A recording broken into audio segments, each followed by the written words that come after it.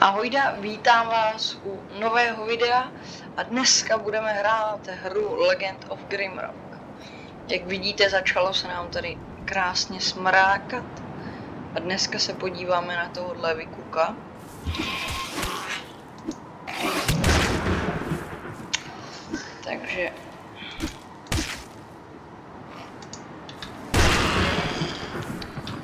Takže to bychom měli vykuk číslo 1.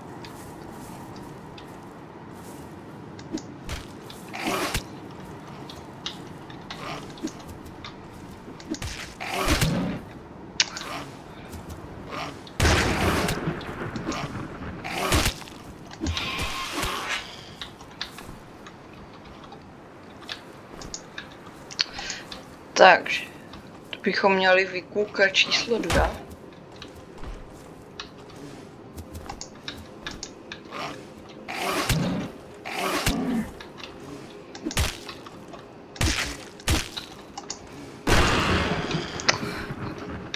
Tak. Ještě tady vezmu ty pilinky.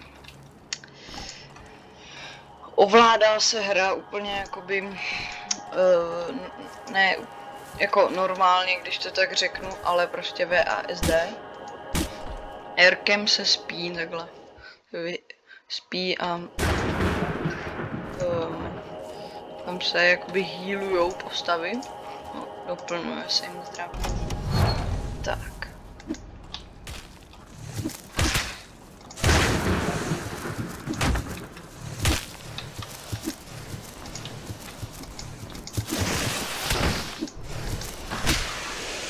Takže tady je jednoduchý zase puzzle. Minulý video jsem se přeřekl. Řekl jsem secret, tak teď už si to budu hlídat snad a budu tomu říkat puzzle. Takže puzzle. Tady je klíč. A ta dýka. Ta je vlastně zbytečná, nemám tušení, proč jsem ji bral, ale to nevadí. Ta dýka je vlastně speciální v tom, že když potom by někdo to třeba hrál tuhle hru a plnil by secrety všechny, achievementy,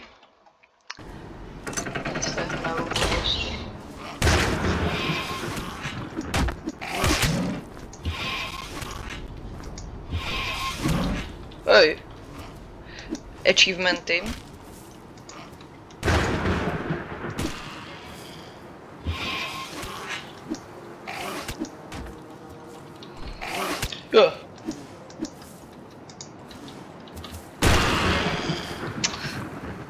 Takže tak. Tady máme. Tak potom je nějaký jakoby. Na jeden achievement je právě tahle dýka, že se s tím nějak plní. Tak lopatu dáme lopatě.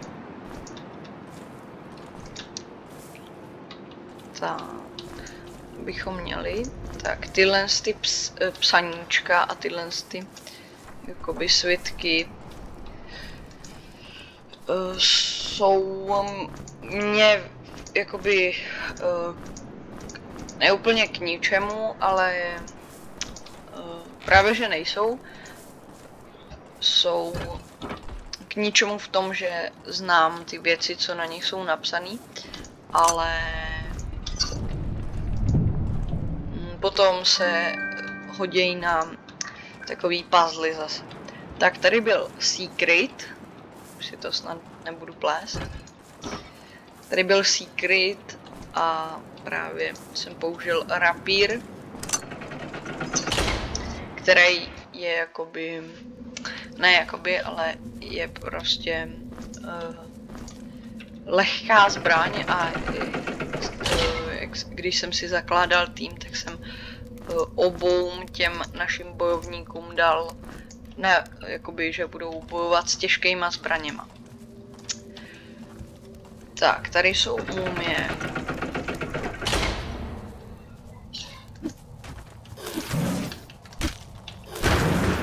Jejich jakoby slabina je oheň, to se tam ukazuje jako takový červený čísla.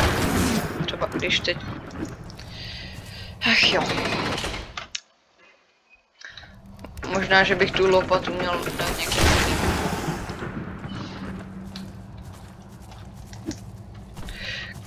Já se s tím prostě netref. A hoši, co? Co jimi je? No, konečně. Jak tam byla ta červená 16, tak to je jakoby... třeba prostě, že... No nevím, jak to úplně vysvětlit, ale... že jim to ubírá víc než normálně. Tak, střelný zbraně, to je věc, kterou já neberu, nebo jakoby nepoužívám. Ale někdo to používá, já ne, protože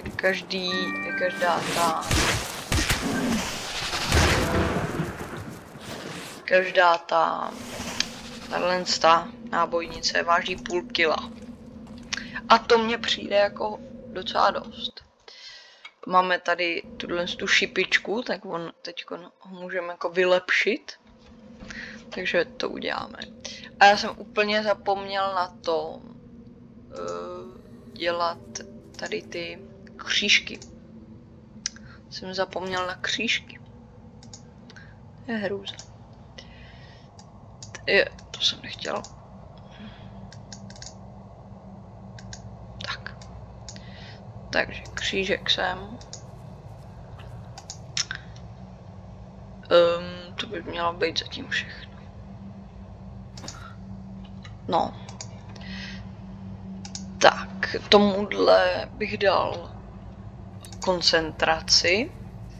A teď už nemusíme používat ty louče jako osvětlení, stačí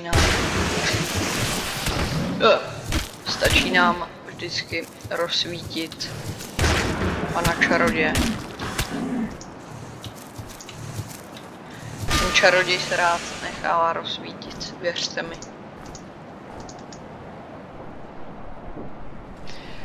Takže těmhle s tím chlapákům dáme obou těžké zbraně. Vylepšíme. Tak, tady je truhla. Tady takhle.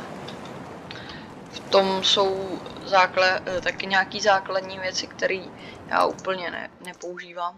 Teď tomu dáme alchymii.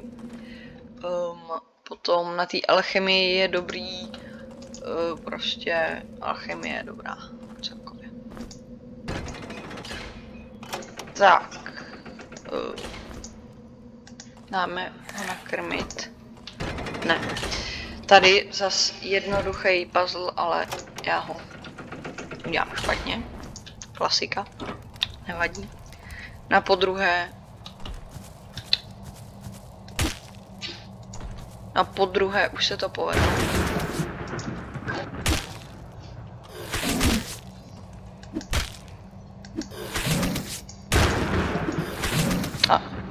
Hele, kouše. Spíš po mně hrabá rukama. Tak. Tady je klíček.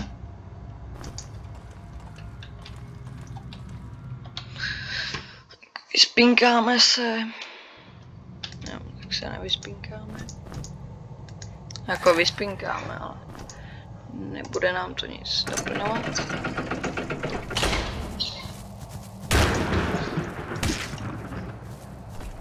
Jo, jak jsem v minulým, jak jsem říkal, ne v minulém videu, ale jak jsem říkal to o těch červených číslech, tak on by normálně dal třeba 17 a tý mumii to ubere třeba 25. Není to o tolik, ale každý damage navíc se hodí. Tohle to jsou zatím takový chodící expy, no.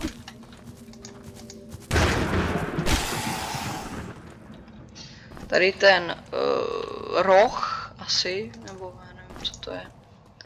Nějaký roh asi, nevím, co to je přesně. Tak.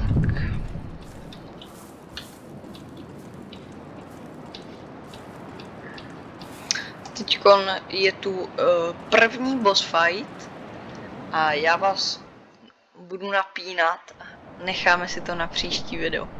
Máme krásnou noc, to bude i to, no prostě to bude dobrý na ten boss fight mít noc, no nebude, ale dělá to lepší atmosféru. Takže ahojda a v příštím videu bude boss fight.